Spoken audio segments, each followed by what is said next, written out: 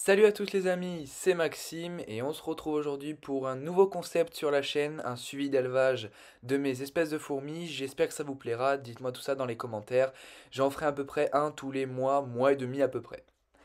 On va commencer donc avec mes Camponotus nicobarensis, mon espèce favorite, avec un nid, comme vous pouvez le voir, principal qui est blindé, avec un couvain de malade, des énormes majors un petit peu partout et des énormes cocons aussi vraiment partout dans toutes les salles.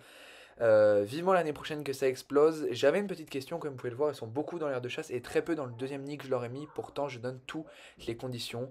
Donc, dites-moi si vous aussi elles font ça et si vous avez des solutions pour régler ce problème. Voilà, donc une espèce vraiment, je suis totalement fan. Il y a un monde de dingue dans l'aire de chasse tout le temps et des super couleurs.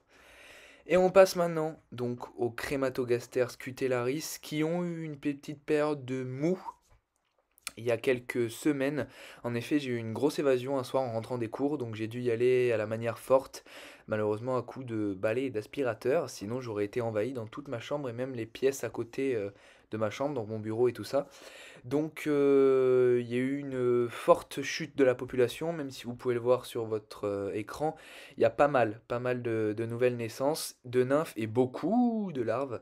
Donc je pense que ça ne saurait tarder à réexploser après la diapause l'année prochaine.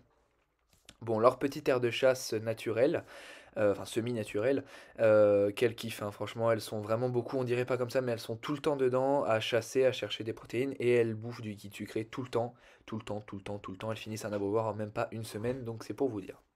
On est maintenant sur ma Turcastanus, ma Camponotus turcastanus, qui avec sa petite fondation de 5 ouvrières maintenant se développe tranquillement mais sûrement.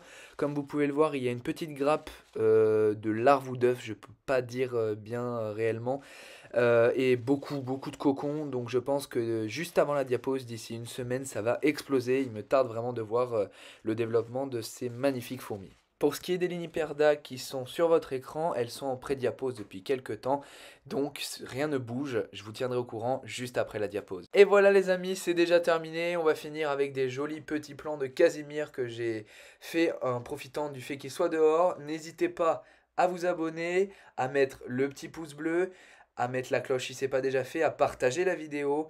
Merci tout le monde, je vous fais plein de bisous, et puis peace les potes.